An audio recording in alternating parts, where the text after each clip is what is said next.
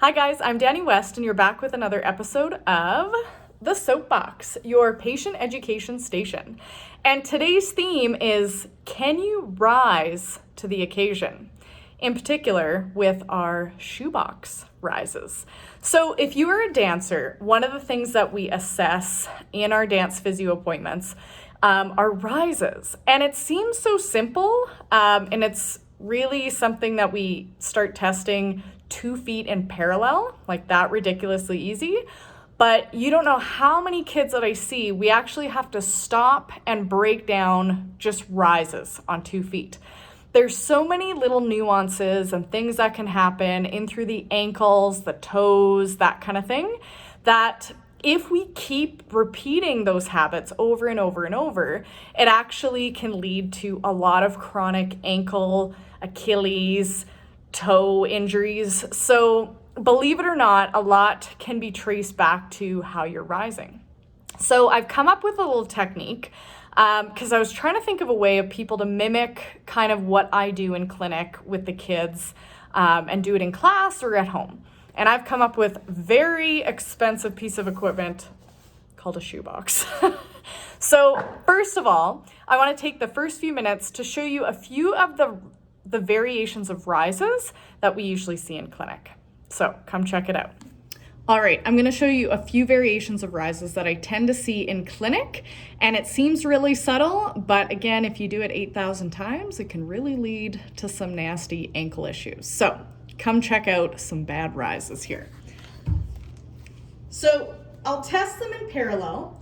You basically want to watch for, as we know, a sickle, also known in the physio world as supination. You might even see just one doing it and fixing it at the top, but we want to see straight tracking, straight up and straight down. No sickle on the way and no sickle at the top. The other thing we can see is rolling in, so putting too much weight on the big toe and kind of kinking the ankle in. Again, can be both feet, can be just one more than the other. So again, straight tracking over second and third toe is ideal, straight up and straight down. The other thing we see a lot is toe gripping. So we want to keep the toes fairly relaxed in the floor as we rise up and down. No clawing of the toes. That can lead to a lot of gripping in through the back of the ankle and lead to what I call a pseudo Achilles issue or pretend Achilles issue. The other thing we can see is kind of wiggles at the top. Again, nice and precise each time. We might even see a bit of torsion at the top. So the foot kind of twists. Again, we want to keep it dead straight. Almost as if our ankle was in a little hallway. We don't want to touch either side of the hallway. Kind of like if we're playing the game Operation, pretend there's like little electro buzzy walls on the side. We don't want the foot to fall in or out.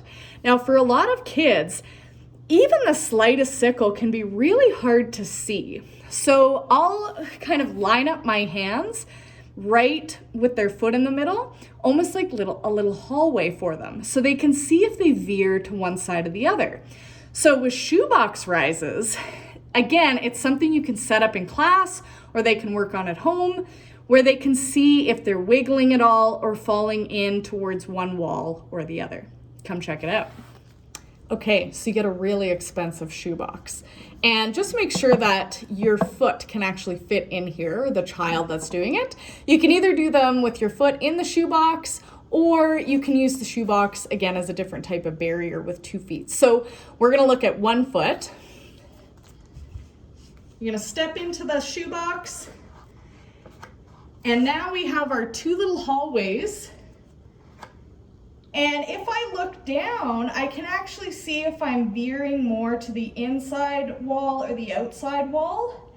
And I'm gonna try to keep it straight in the middle of the shoebox. So again, no little sickle out, no little falling in, straight through the center. I can also, if you were nervous about this slipping, you could also stand it up, have 1 foot on either side.